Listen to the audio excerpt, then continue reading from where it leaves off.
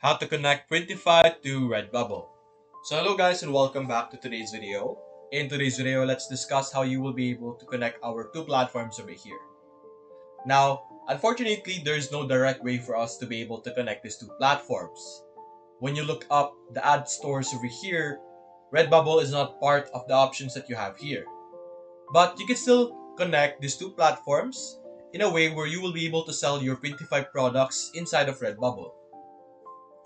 So what you're going to do is you're going to set up your Redbubble store, ensure that you have a store in Redbubble. And what you're going to do in Printify is you could create products that you could purchase for yourself.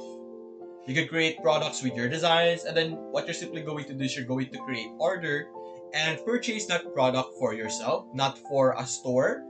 And of course, when you receive that product, when you receive the design or the t-shirt that you created with your design, simply go to Redbubble and sell it as your art or register that specific product, that design that you created in Printify inside of Redbubble.